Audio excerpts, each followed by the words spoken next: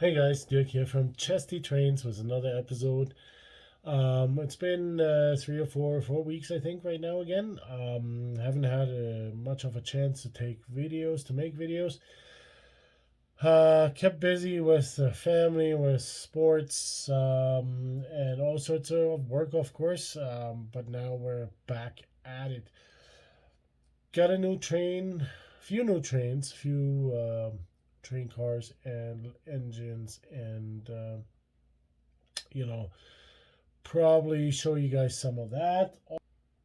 Now, another thing I would like to say is thank you to everybody who's watching my videos, who's subscribed to my videos. Keep subscribing if you haven't done so yet. Thanks for liking my videos. I wanted to let Ray know too, Raymond. Yes, I do have the two Ropa coaches. I don't think we fit them in this video, but I will dig them out underneath the bench here and put a nice train together with some Europa coaches, some Hummel Ryzen coaches, Scharnhorst Ryzen. Kind of like an Era 3, late Era 3, early Era 4. No, it would be Era 3. Touristic train like they ran from Hamburg all the way down to, Austria and Switzerland into Italy to the coast for holiday trains. Lots of them were pulled by V200s in Germany during that period, and so I'll put something like that together in this video though too. I want to show you guys a video I took when I was back in December when I was in Germany, off the train station in my hometown where I originally come from. There's no more train track there, but the historic train station is actually being rebuilt, and they have a few things sitting outside, kind of like a miniature museum. They have a museum inside, but unfortunately, of course, in December it was closed. But that's later on in the little film here. So stay tuned. Thanks again for subscribing. Thanks for sticking with me. Click the little notification bell and the like sign. Don't click the unlike. I don't. If you don't like it, just don't watch it. And yeah, other than that, enjoy, guys.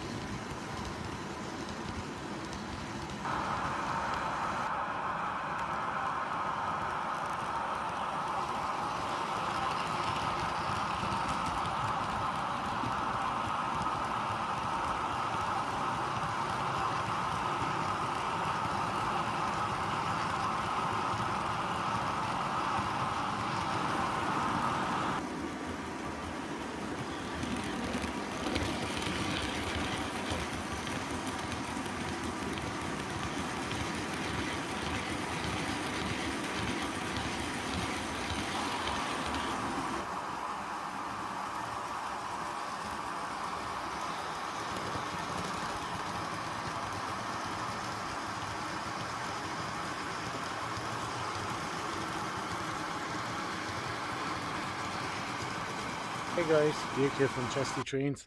In my hometown in Germany, North Rhine-Westphalia, the hometown is called Stadtlohn. Um, it's a small town close to the Dutch border, and it's got quite a bit of history. It's an old city. It's 25,000, 30,000 people living here. And behind me, you can see the old historic train station building, very typical for the area. Nothing, no trains running here anymore. Oh, there's my rent-a-car.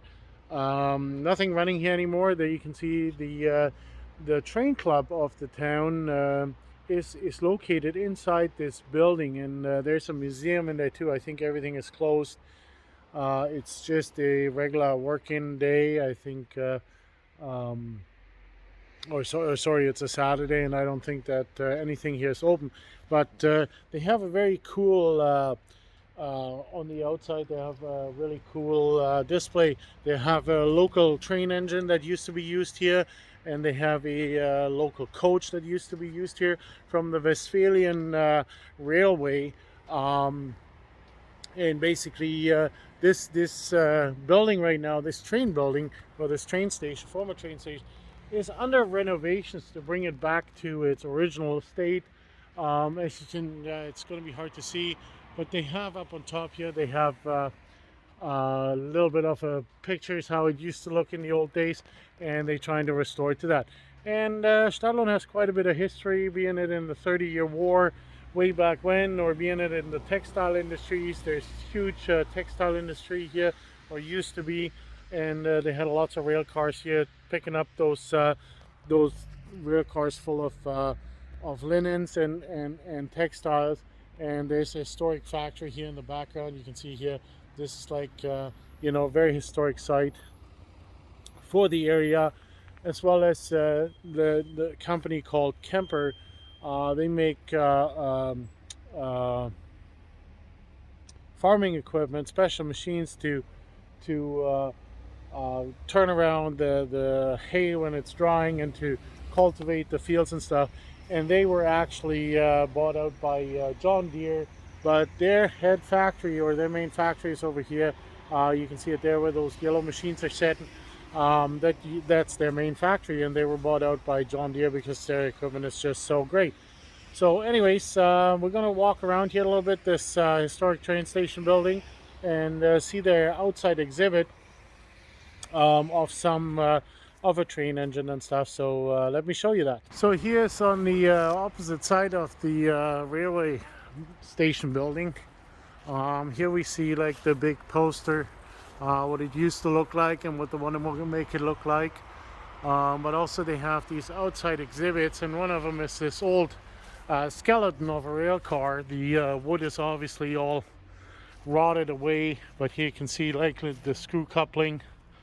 You know, the spring package is so very easily built. Two I-beams as a base frame basically, but this train car is got to be really, really old.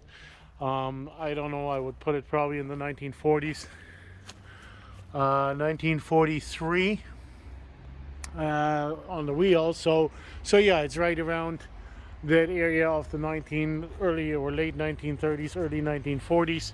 And as it looks like, I think they're working on this to maybe restore it to its original glory. And here another shot of the building. And let's go see. And here you can see the trains. Like it's from the Westphalian State Railway, or not State Railway, like railway company, and together with the ECS, the Eisenbahn Club of Stadtlohn e.V. And they have this nice display. There's a nice little diesel, switching diesel, and there's a little steam engine. They have a little sign here hanging here. That's the Maibaum, and then they have the historic information about the locomotive here on a big display, built in 1935 by the company Krupp, and it's a CN2 tank locomotive, and type Hannibal. So I guess the name of this type of engine was Hannibal, and so it says right away you're not allowed to climb on it. Obviously, has a sign on there, 30 years of train club in Stadtlohn here, the model train club, or train club in general, like even to renovate these displays and to make them presentable. And there's one of the coaches that used to be running on this rail, and this rail used to run from Stadtlohn here in the one direction towards the Netherlands, and then in the other direction obviously to like Borken or into the Ruhrgebiet. And really cool Coach looks really nicely renovated. Can't really go up there on the platform. I don't know if we're allowed to. We'll just have a peek. But interestingly, this coach still has the third class, and you can look inside. I don't know. Can't see all that much. I'm just gonna do this here for a second. And oh, there's just the door. There's a little foyer. If you're interested in visiting this coach, you have to talk to these guys from the club. And there's one of those nice lanterns for the end of the train.